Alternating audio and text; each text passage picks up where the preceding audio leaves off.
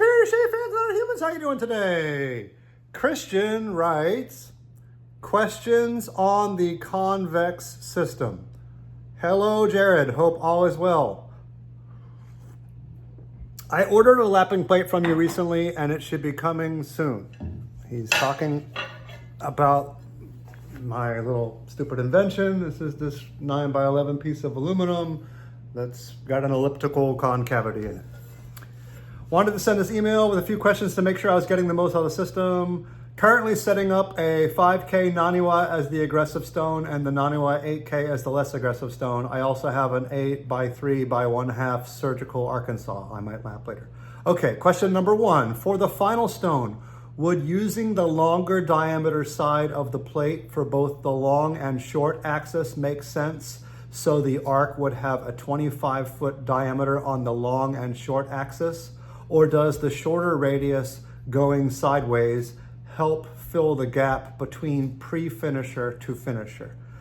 What he's saying is if he took a stone and shaped it on the plate the long way and then did it this way, that it would have a 25-foot diameter in both directions. That's not possible.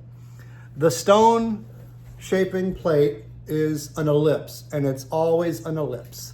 So you can either have your hone facing the short axis of the ellipse down the length of the hone, and you will get a shape like this where it's 6.5 foot down the long axis and 25 foot across the short axis of the hone, which would be a smaller imaginary wheel that would cut into the back side of your bevel toward the spine of the razor. Or you can shape with the length of the stone facing the 11-inch axis of the shaping mechanism, and you get the 25-foot diameter going down the length and the 6.5-foot diameter going across the width for a finishing shape. There is no way to get only one of the two shapes. It'll always be both two shapes. And I'll add this small caveat that recently occurred to me.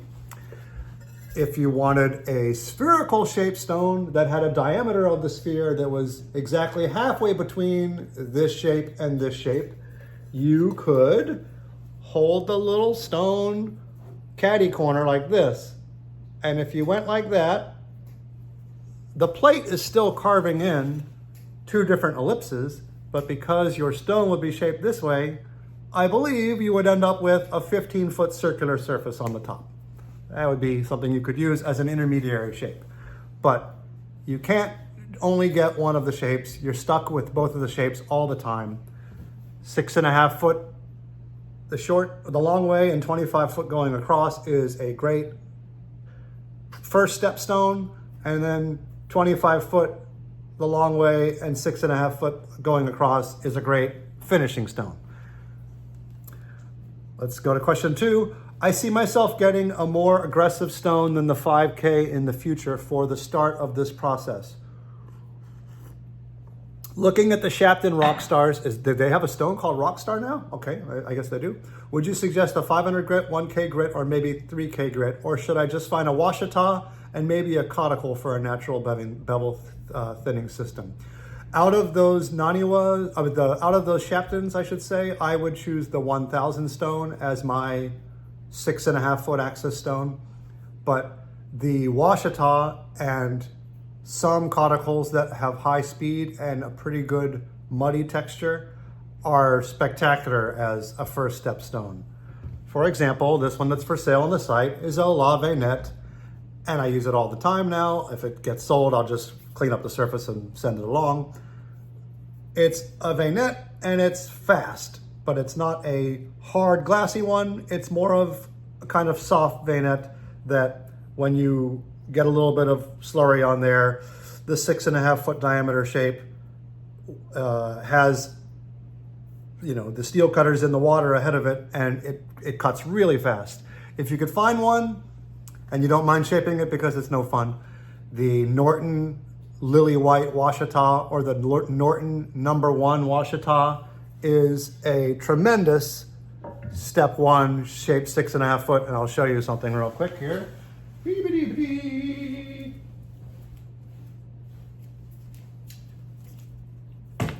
This is a 2x8 #1 Washita that I found on eBay, I don't know, at least a year ago, probably closer to 2 years ago. And I've just not wanted to have that battle versus the Novaculite to shape it to the 6.5 foot. But I have shaped a vintage Norton Soft Arkansas. And the current Dan Soft Arkansas is a great option too. But the vintage Norton Soft Arkansas are even better, and the Norton Washita is the best of all for the natural step one shaping stone. A fast caudicle that's not particularly hard and glassy is a good second option though. Was that all the questions? Oh no, there was number 3. When thinning the bevels, should I stop right before it hits the bevel or go all the way through during the first stone or two? I could see this messing up a razor if one was not careful on the first step. Well, I wouldn't say that going all the way through on the first step is messing up the razor. You would be making the concavity of the primary shape, the 6.5 foot diameter, take over the entire bevel tip. But at that point, once you switch to a longer shape and start refining,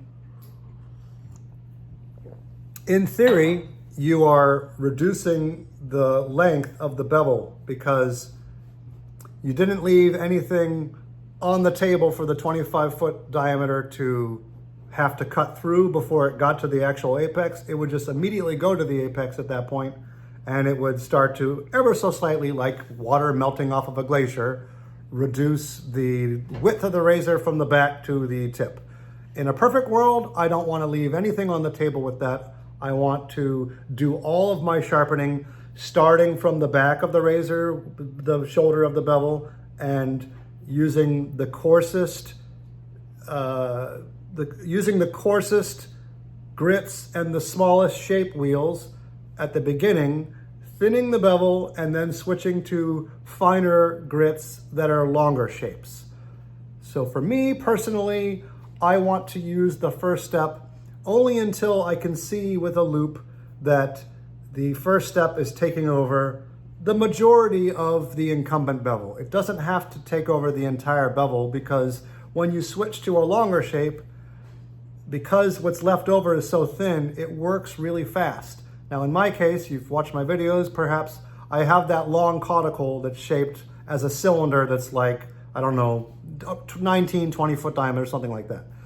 That is a tremendous intermediary step that you can't get if you only have this plate. You could go catty corner, like I said, and make a 15 foot sphere and use that as an intermediary. But if you only have the two shapes, use the first shape until it gets very close to, but not completely, overtaking the bevel, and then switch to your long shape. That way, trust me, once you get to 25 foot and there's 0.2 of 1 millimeter worth of steel that's not been reoriented, even with a finisher, that thing's off of there fast. So you don't need to worry about taking too long, and it will reshape that thing in a jiffy and give you the longest possible razor left over for shaving with. Okay, I hope that was helpful. Thanks for watching. See you next time. Bye-bye.